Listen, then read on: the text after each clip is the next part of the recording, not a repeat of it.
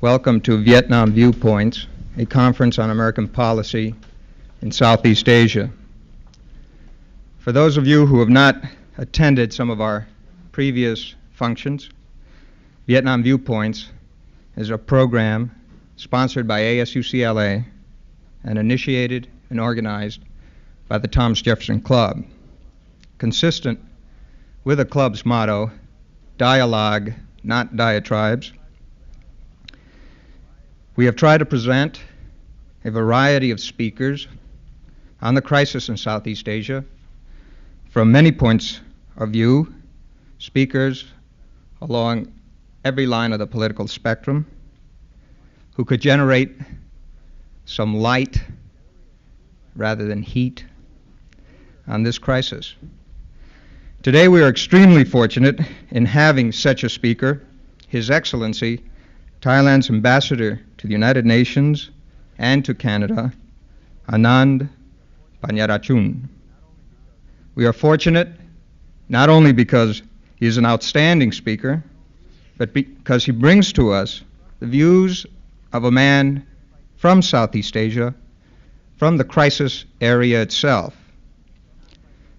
It is perhaps not a well-known fact that there are more Asian nations fighting alongside the United States in this conflict in Asia than fought alongside us in the Korean War. In addition to providing bases for Allied actions and against Vietnam, Thailand has sent a large contingent of troops to fight in South Vietnam. Why Thailand has made this commitment, how her leaders feel about the commitment, these and other questions are of great interest to all of us. The Thai ambassador is well qualified to answer our questions on these and related matters and to add a new dimension to our thinking on this crisis. He received his high school diploma in Bangkok, Thailand. He attended Cambridge University in Great Britain, where he graduated with honors in economics and law. He joined his country's foreign service in 1955.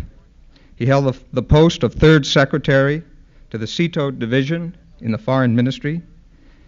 He then held the post of secretary to the foreign minister, and he was posted subsequently to New York. In 1967, he was appointed ambassador to the United Nations and to Canada. He has attended a number of very important international meetings, particularly the Geneva Conference at Laos in 1961 and 1962. It is my very great pleasure to welcome the Thai ambassador to the United Nations, Anand Panjarachun.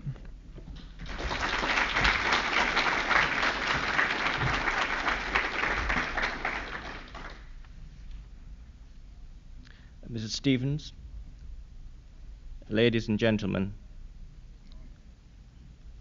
it is a distinct honor to be invited to come all the way from New York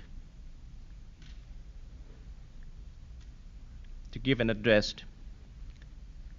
to members of the student group of this University of California, Los Angeles campus. As you know, we in the diplomatic world, particularly those who are associated with the UN work, have to make lots and lots of statements, some for international consumption and some for home consumption. And many cynics have even said that many governments have two foreign policies, one in the home capital and the other one in New York. But fortunately for Thailand, I think the Thai government has only one foreign policy. We say it in Bangkok for our own people. We say it in New York for the New Yorkers and for those who like to claim themselves as members of the establishment.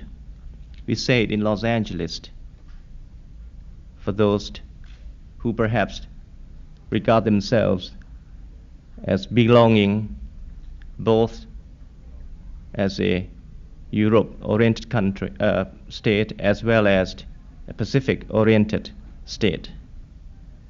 We in Thailand have had very close relationship with your people and your country for a long time. Thailand was the first country in Asia which had diplomatic official relations with your country. United States of America signed a treaty of friendship with Thailand in 1832, and we were the first Asian country to have that treaty concluded with your country. So, without much ado, I can say that the Thai people have a large reservoir of friendship and respect and admiration for the American people. Well, Mrs. Stevens, I think it is due to you, and perhaps it's due to our rather brief association somewhere in Texas about 7 or 8 months ago, where he and I attended the same meeting. I think it was due to that meeting that had prompted you to be gracious enough to invite me to speak to your friends. And I welcome this opportunity. I welcome it not because I want to come to Los Angeles because of the nice weather you have, but I think I welcome it because of the fact that for the past so many years, Vietnam has been a preoccupation of many people of goodwill as well as people of ill will. I think that the picture that you get from Vietnam is not wholly accurate. News media, reporters who fly by night, those who become experts after an overnight stop in Saigon, or those who have many solutions to many of the problems that we have in Asia. All these reporters and observers tend to be, shall we say, a little partial and not as observant as perhaps the people who were born in that area, who were brought up in that area, who were trained in that area, and who like to speak and like to tell the truth about that area. Now, I think we have to go back a little further to the last century, that all of Southeast Asia, with the exception of Thailand, has been colonized either by the British, the French, or the Dutch.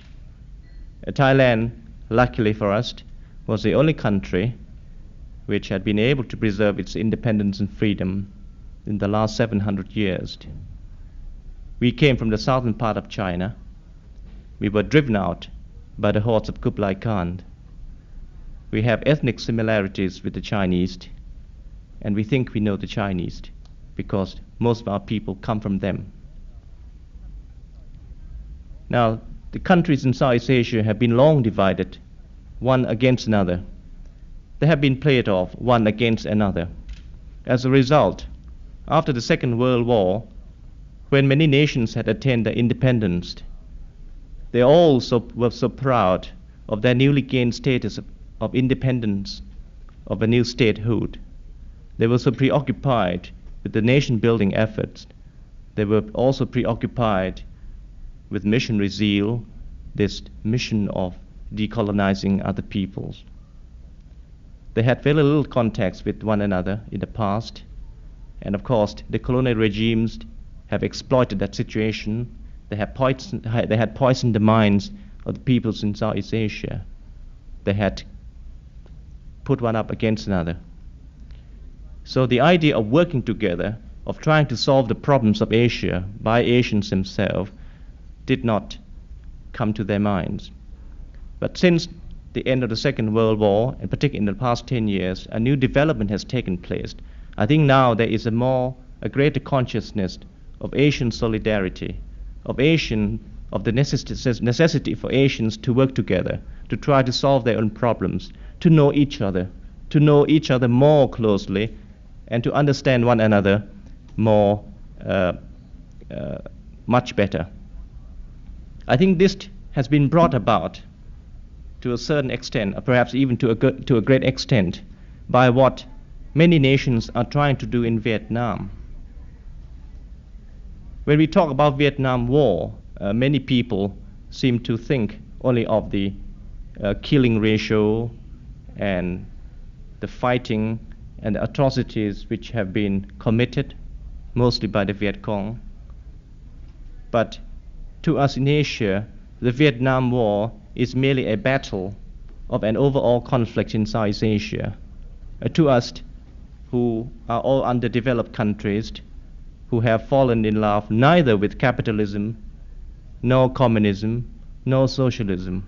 All we need to seek is social justice, is the betterment of the living conditions of our own people, the development of our economy.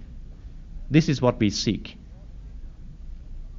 So the war in Vietnam to us is not a war against, not a holy war against communism or against any political ideology, or just because that Thailand and the Philippines happen to be sharing the same views with the United States in America, doesn't mean that we are siding with you because we prefer your type of government to the one which existed in, or which exists in mainland China or in Vietnam.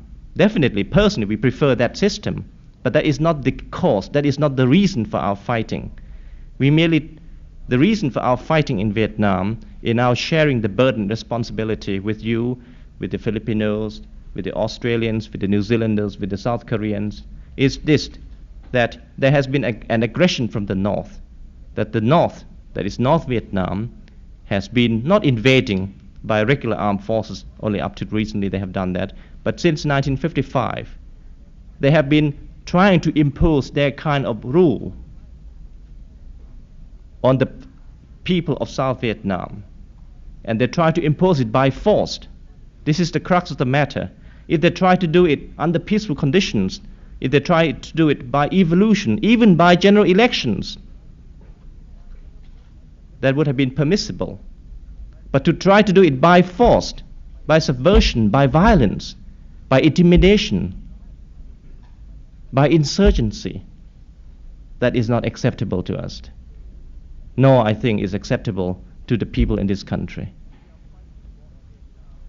We are fighting the war in Vietnam not against an ideology, but against a regime which tries to impose its will on us by force.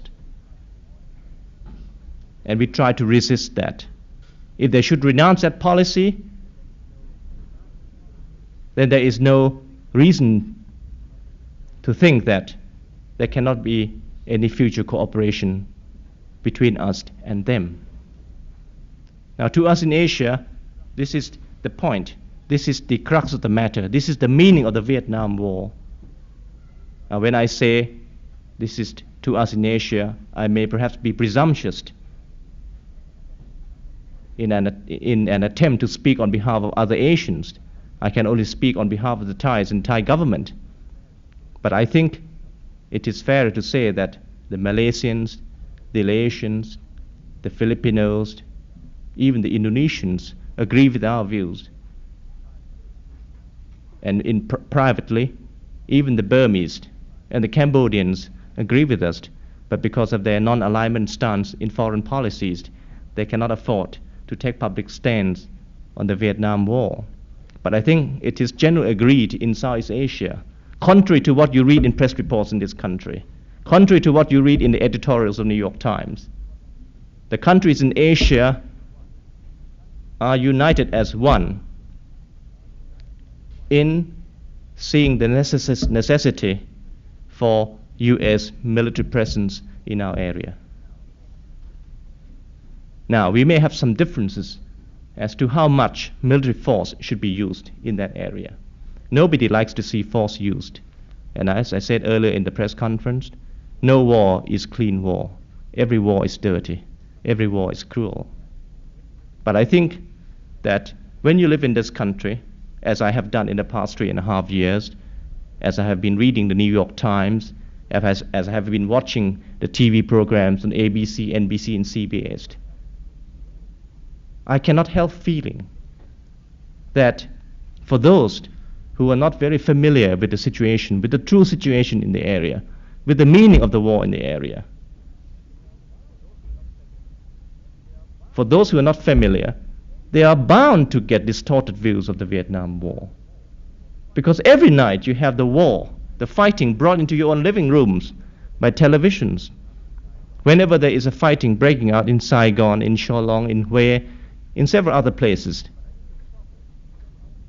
But I think the trouble and the distortion starts, perhaps unintentionally, but the distortion starts when you find that only US cameramen and reporters from outside, only they can only go along with the US troops or with the Allied troops. So what they see mostly, and what they film mostly, and what they report mostly is from our side, is from our point of view. They see our soldiers killing the Vietnamese. They may perhaps see napalm bombs being dropped, and they see perhaps some South Vietnamese police officers who may be a little more exuberant in their dealings with the Vietnamese. But if the North Vietnamese or the Viet Cong were to allow our reporters, our cameramen, to follow their troops along when they ambush our soldiers in the dark, when they mounted attacks on the civilian population in Saigon and Hue and in 37 other places, or when they, in cold blood, killed a village chief, or a school teacher, or burned down a schoolhouse, or intimidated children, and abducted women. Now, if our cameramen and our reporters had the same opportunity to report those incidents, then you would get a more balanced view of the Vietnam situation. But the fact that in the name of the freedom of the press, in the name of democracy, we on our side allow news media people on our side to follow our troops around and to take pictures and to make reports which perhaps tend to give revulsion to people. But the same treatment has not been given by the other side. So as a result, you only see one side of the atrocity or of the viciousness of the battle. Now, I like to speak a little more on what we are trying to do presently and what we hope for the future. I think too much has been said on the Vietnam War already, but many Asian leaders, even the Prime Minister of Singapore, has said repeatedly that we have to make a firm stand in South Vietnam, that we cannot allow South Vietnam to be taken over by the North Vietnamese by force. We cannot allow, or we cannot sacrifice the future of the 16 million South Vietnamese. We cannot sell them out. We cannot bargain for their freedom and their independence. We want a political settlement. We in Thailand, who live very closely, geographically, to the Vietnamese, we have everything to gain by the ending of the Vietnam War. We have everything to gain, and we look forward to the day when peace and stability is brought to Vietnam.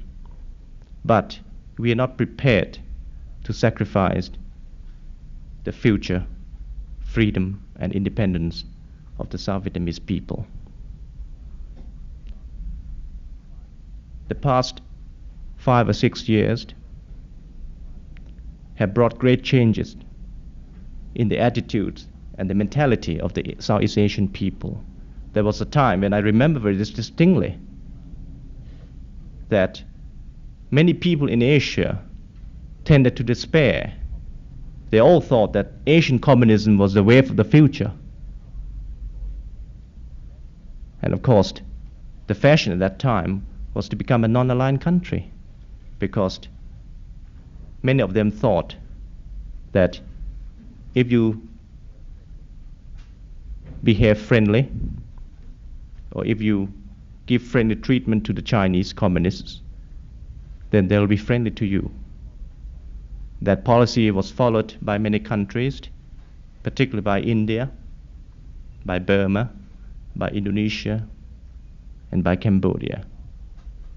But events in the past have proved that no matter how much you try to plead with them, you try to be on friendly terms with them, you try to do things on their own behalf in the UN, you try to plead their cause in the international public community, you will not get gratitude or friendliness in return from the expansionist forces of China. What you get is armed attack in Tibet, in India. What you get is an attempt to overthrow the Indonesian government in 1965. What you get is support for the insurgency in Burma. What you get is a more hostile attitude of the Chinese community in Cambodia, and threats and intimidations. Now we in Thailand, when we took a decision to join CETA, and when we were prepared to fight for our survival and not to kowtow to the expansionist forces, we were not very popular then in Asia. Many people, and I'm ashamed to say, many people in this country tended to label Thailand as a stooge, as a lackey of quote US imperialism. We were embarrassed by that label, even though we disagree with it. We were embarrassed by that. But I think events in the past have proved the correctness of our policy, that you just cannot deal with an expansionist force in the way that would mean friendship or would mean an extension of friendly hands. You have to be firm when matters of principles are concerned. You have to try to meet them halfway, but at the same time, they also have to try to meet us halfway. Now we see that in the past 5 years, there is a new spirit exerting itself in Southeast Asian area, a spirit of regionalism, that small countries in Southeast Asia tend now more and more to rely on themselves and on their own resources, and they all have high hopes for a certain form of regional unity and regional cooperation. A basis has been laid in the formation of organizations like Association of Southeast Asian Nations, which comprises 5 nations in Southeast Asia: Singapore, Malaysia, Philippines, Thailand, and Singapore. And we also have an aspect, Asian and Pacific Council. But names don't matter much. It is the motivation which counts. And this motivation of trying to help themselves within their own resources and trying to help each other within the region would not have come about except for the fact that many nations, including Thailand, were prepared to make sacrifices in Vietnam together with the United States.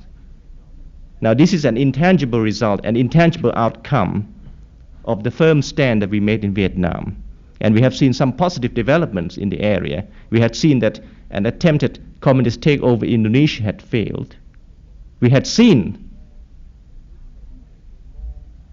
shall we say, a more neutralist stance in Cambodia.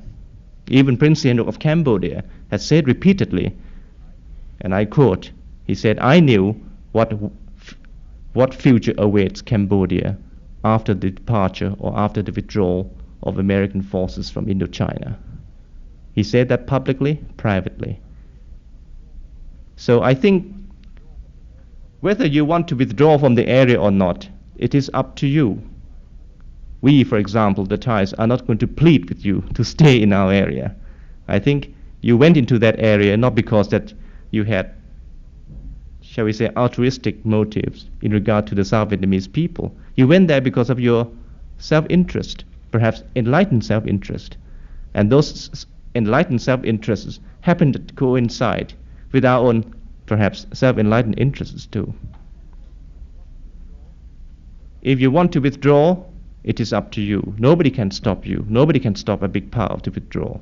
But I think in realization of your responsibility as a big power and your obligations as a big power, the past presidents of this country have decided that your national interest would be impaired if Southeast Asia were to fall into the communist hands.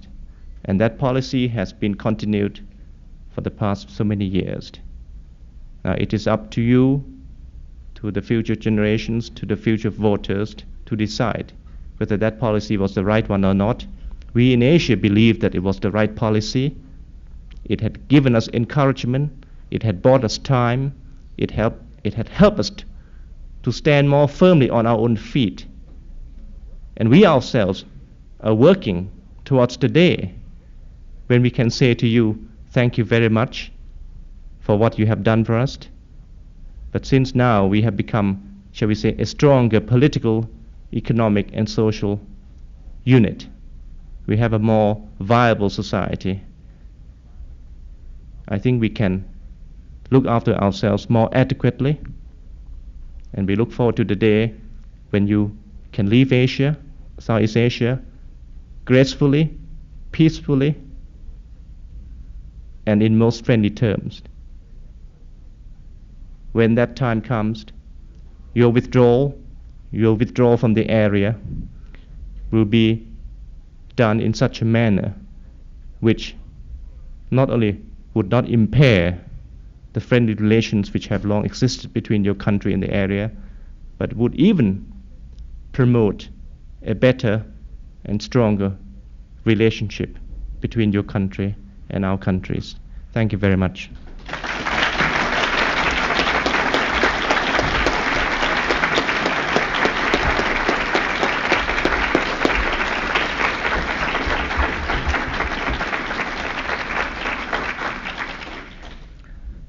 The ambassador has kindly consented to answer your questions. He expressed to me the feeling that he enjoys a vigorous question and answer period, so feel free to express yourselves. Question here. I'd like to ask you about the Chinese expansionism. You mentioned Indonesia. I don't understand why you think that's an example of Chinese expansionism. There was no Chinese invasion or any danger to Indonesia. I don't understand your other examples either, such as Tibet and India, which are areas, well, the area of India that is claimed by China is claimed by all Chinese, communists and non-communists. So what concrete evidence do you have of Chinese communist expansionism in Southeast Asia, well, in your country? Well, I think you're right in the sense that it depends on what you mean by expansionism. Now, I think many people in this country tend to adhere to the classical definition of aggression as an invasion across a frontier by regular armed forces. But for the life of me, I don't think that that particular definition can apply to all forms of indirect aggression which have been taking place in many parts of the world.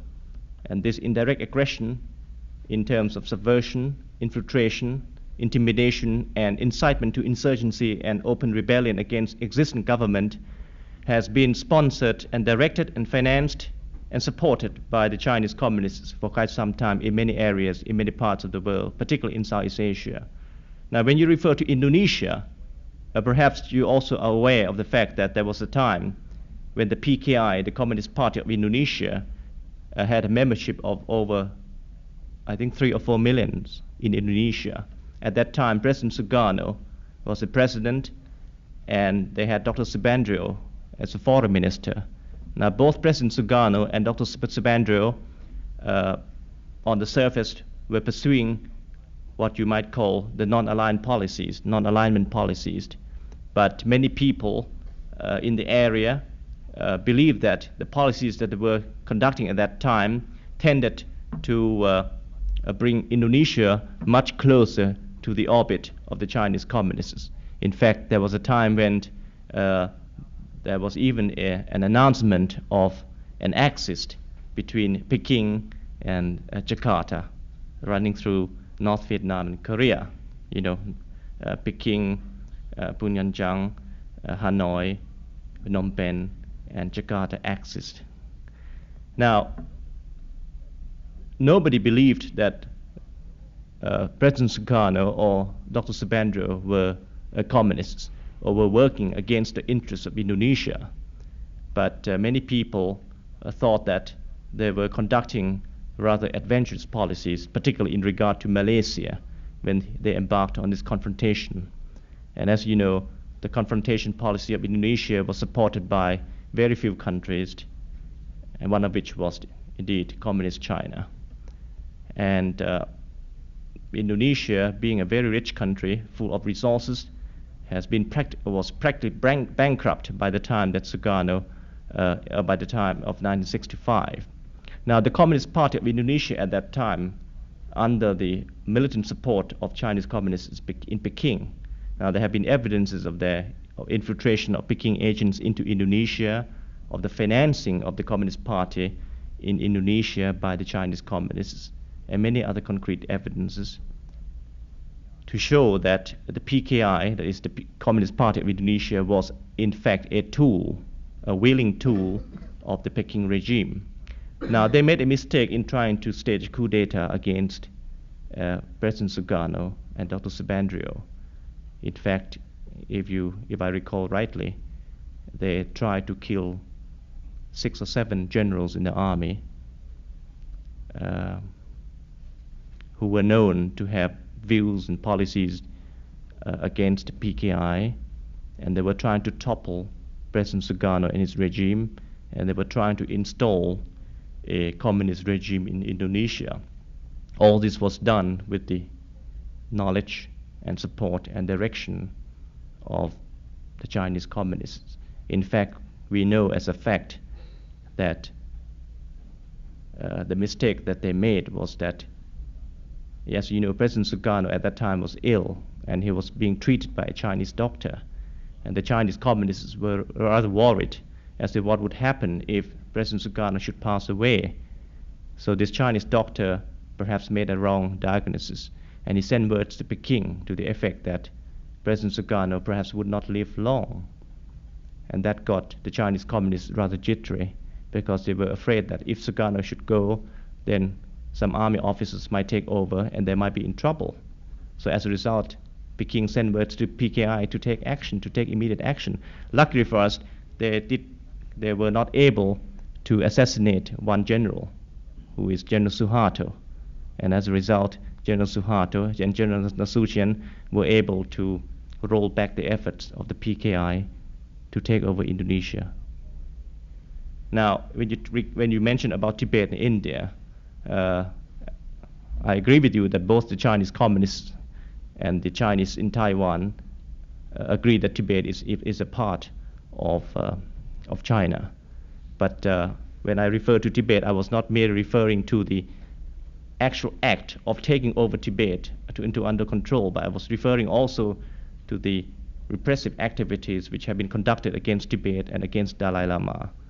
Now, as regards India, I know also that there is the other side of the coin. Some people say that, well, perhaps the Indian army invited or encouraged the Chinese to move in.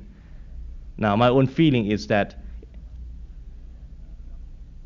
the Indian government, as well as the Burmese government, as well as the Indonesian government, have always been very friendly to the Chinese communists. They have been very friendly to them. They have been self-appointed spokesmen for the Chinese communists in the UN and in various other international forums. And it was a shock to them when they got the treatment that they got. Thank you. Question? You mentioned the sacrifices that Thailand has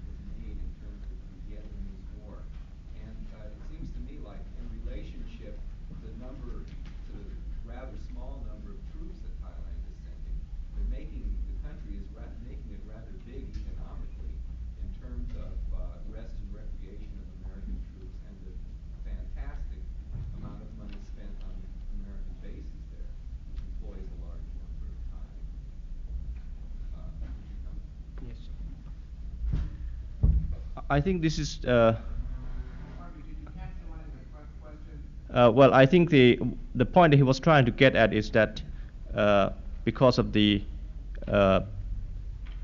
war spending in Vietnam and also in Thailand, the building of the bases as well as the rest and recreation activities of American GIs, Thailand has benefited a lot from the Vietnam War, and he asked me to comment on the sacrifices that Thailand has made in the Vietnam War. Now, my answer to this is this: that contrary to the opinion of some people, the economy of Thailand has been booming for the past 10 years, long before 1964, long before the huge investment put into Vietnam as well as into Thailand. Since 1959, the national growth rate of Thailand has been an average 7% per year. To take some concrete examples, we have now replaced Burma as the largest rice exporter in the world. 20 years ago, no corn was grown in Thailand, and now we are the fourth largest corn exporter in the world. We are self-sufficient in food supplies. We can look after our own people, 32 million of them. Our major exports are agricultural products. Our currency has long been one of the most stable, not only in Asia, but in the world. Our gold and foreign exchange reserves rose from $300 million in 1956 to nearly $1 billion in 1968, most of which is invested in this country in banks. Now, it is true that since 1964-65, we have received some benefits in terms of monetary benefits from the war spending in Vietnam. GIs have come to Thailand for rest and recreation. They have filled up our hotels. But mind you, this is not a new thing to Thailand. If the GIs had not come to Thailand for rest and recreation, we would get other tourists, perhaps Americans as well. If anything, the R&R activities in Thailand tended to give inflation effects to our economy. And this is something that we like to avoid. Now, we can do without your GIs. We can do without your GIs from Saigon who seek rest and recreation. Because without them, we would still get as many, if not more, American, Australian, Malaysian tourists into Thailand. Now, tourism, not in 1968, but tourism since 1957 up to 1964 ranks 6th as a foreign exchange earner for our country. Last year, over 250,000 tourists went to Thailand. So the point I'm trying to say is that the fact that GIs come to Bangkok or to Thailand for rest and recreation have added more dollars into our economy. But that the benefit is not as much as the adverse effects in terms of inflation. We rather do without the GIs who come to Bangkok for rest and recreation. We rather have American tourists who perhaps may be less willing to spend or perhaps may have less capacity to spend, but we like to have tourists to come to Thailand. Now, secondly, when you talk about investment in Thailand in regard to bases, now I want to make this clear to you that we, the Thai government, did not ask US troops to come to Thailand. We did not ask President John F. Kennedy to send US troops and Marines to Thailand in 1961 when there was a crisis in Laos. What we did was we agreed to accept your troops in Thailand for certain common objectives. But it was not we, it was not the Thai who took the initiative of requesting American troops. Your President John F. Kennedy, sent Marines, 10,000 Marines to Thailand in 1961 when there was an Asian crisis. We agreed with the motivations which prompted him to ask us whether we would accept his troops. It was a common effort. Now, in 1964, when you send troops to Thailand, you send there because it is a common objective to try to hurt North Vietnam as much as possible by way of aerial attacks. So you need support bases in Thailand. Now, we extend those base facilities, the Thai base facilities, to you, because in our view, it would further our common objectives. But we did not ask you to come. Now, you build bases, not because that you had felt that it would be a good investment for Thai economy. On the contrary, what use can we make of those bases when there is no more war in Vietnam? So just because we happen to get some indirect benefits from the base constructions doesn't mean that we cherish the prolongation of the Vietnam War. As I said before, we stand to suffer if anything should happen, if there should be a retaliation, for example. Now, the sacrifices I'm referring to, for example, now we have 2,500 troops, Thai troops in Vietnam. In July and in November, 10,000 additional troops from Thailand will be sent to Vietnam. That is a fairly big proportion to our standing army. But the sacrifices and the risks that we are talking about is the exposure that we get. The fact that we allow your planes to fly from Thai bases to bomb North Vietnam may provoke a retaliation. We are much more greatly exposed to the war in Vietnam than you are when you are thousands of miles away. This is the risk and the sacrifice that we're making. And mind you, we make it because we happen to share the same views. Yes, question in the back. My question is two parts. First, what would an American pullout in Southeast Asia do to American prestige in Southeast Asia? And the second part is that it is obvious that there is a guerrilla war going on in Thailand and also Laos. And if there was an American pullout, wouldn't this mean that this guerrilla war would be intensified? And if this pullout meant a reduced American prestige in Southeast Asia, that these guerrilla wars would be able to topple the Thai government, the Malaysian government, and possibly the Burmese, and eventually the Indians. I think everybody's heard it, so I won't repeat the question. Well, let me say this. I think the American people have a reputation of simplifying things, or perhaps even oversimplifying things. You tend to call people or call certain actions by labels. You always label them. Now, we have heard so much about the domino theory. As far as I can gather, the domino theory started when President Eisenhower said something. And many places where I speak, I was often asked, do I or do the Thai subscribe to the domino theory? And before I can give an answer to that question, I like to ask them back, well, can you tell me first what you mean by domino theory?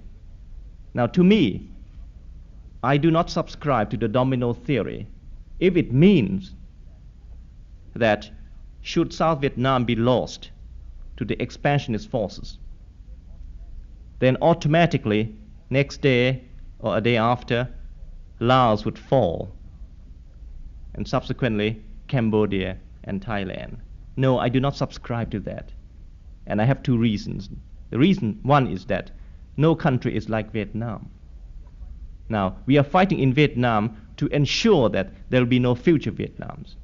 Secondly, I think, for example, in the case of Thailand, will never be another Vietnam, because we have a different national setup. We have been independent for 700 years. There is a sense of national unity. There is a fairly, I hope I'm right in saying that, there is a fairly efficient civil service system. There is a sense of loyalty to our king. There is an institution. The people in Thailand mostly are Buddhists, and there is also a sense of loyalty to Buddhism. Now, there are many other positive differences that we have with the Vietnam. So I don't think that domino theory would apply in that sense. But what I do subscribe to is that if South Vietnam should be taken over by the communists, then undoubtedly the falling of South Vietnam would, one, weaken our capacity to resist further communist encroachments.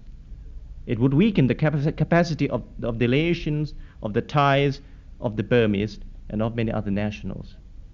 Secondly, it would encourage the communist forces in North Vietnam and in China to step up their insurgency activities in those areas. Now, this is what I mean by the domino theory. And if that is the meaning of the domino theory, then I would subscribe to it.